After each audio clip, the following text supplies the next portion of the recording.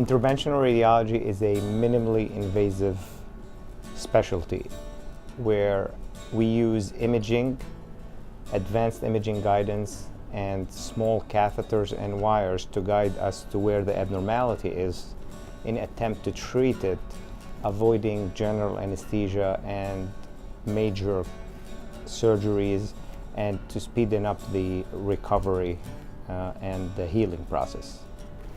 A very good example where interventional radiology has made a big breakthrough is in treating uterine fibroids.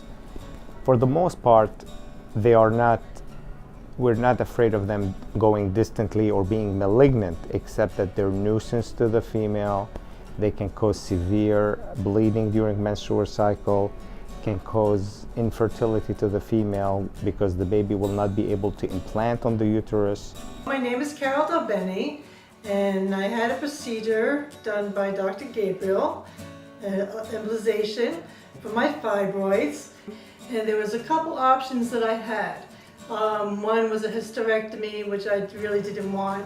Another was medication that brought me to menopause that had very, very bad side effects. And the last was this embolization, which was my choice that I made. I'm glad I made it. Basically what we do is through a small nick in the groin, we get access to the artery, and then we thread small wires and catheter up to the arteries feeding the fibroids.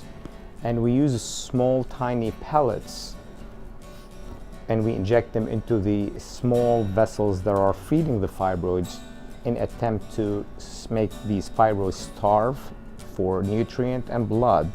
And then what happens is they will shrink inside the body and calcify, and they won't have the effect that they usually have on females. And I think he did a good job. I really, really appreciate what he did.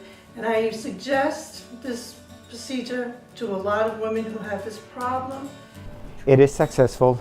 It's showing a lot of promise for a lot of these women that didn't have any option before and didn't have any choice. And they were left with the answer that, we're sorry, you might not be able to conceive.